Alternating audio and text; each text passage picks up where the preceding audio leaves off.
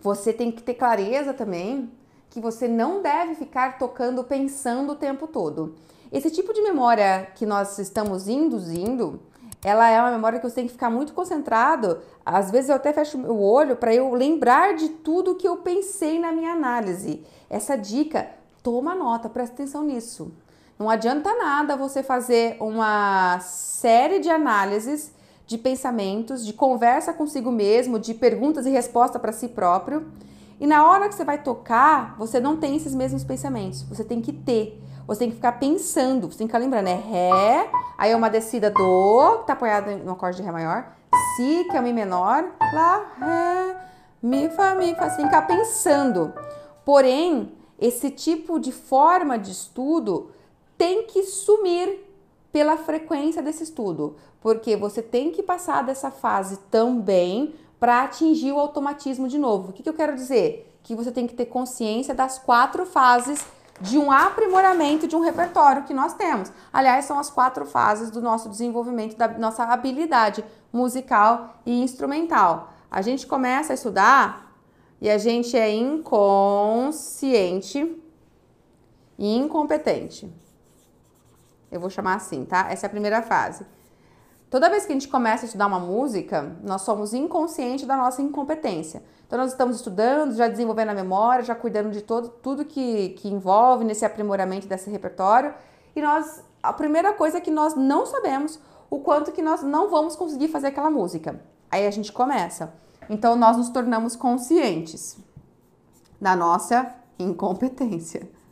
Sim, agora a gente vê que é difícil e que a gente não consegue. E aí você começa a fazer o que então? Análises. Começa, por meio de um estudo estratégico, saber como usar essa análise para te socorrer, para criar memórias. E então você fica consciente e competente. É nesse momento que eu estou consciente de tudo que eu estou tocando. Eu estou pensando. Eu tenho que pensar. Estou consciente. Se eu não pensar, eu erro. A segunda frase, tô pensando. Agora eu vou pensar que eu vou pra cima. Aí é sensível. Beleza. Só que se eu ficar nisso aqui, eu não toco a música pra valer. E aí, esse tipo de parada aqui também é frágil em termos de memorização. Uma vez que eu fiz isso aqui, estou solidificando a minha memória, eu preciso começar a buscar o automatismo. Só que o automatismo a gente não tem controle sobre ele. Como que a gente conquista o automatismo?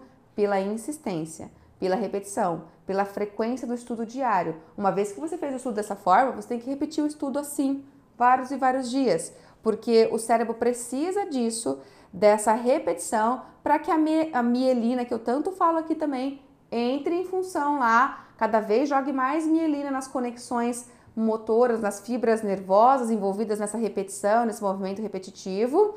E aí você não pensa mais para tocar. Chega uma hora que você volta a ficar inconsciente, mas competente. Aí está tocando para valer. Entendeu? Tem que ativar o automatismo. Ué, Dani, mas se tem que ativar o automatismo, então eu não vou fazer esse baita trabalho que você está falando para eu fazer. Eu já vou deixar eu ficar tocando que nem papagaio, que já vai estar o tempo todo automático. Não faz sentido. Se você não passa por esse processo aqui sólido mesmo, você está se esquecendo que essa memória que você teve automática só te dá suporte em repertórios muito simples.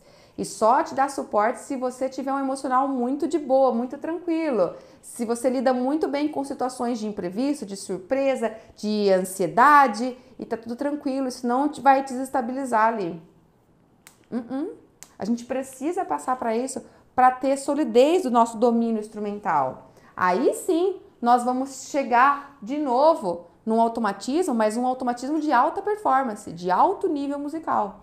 Se não for dessa forma, você se engana e você está sempre na superfície do aprendizado musical.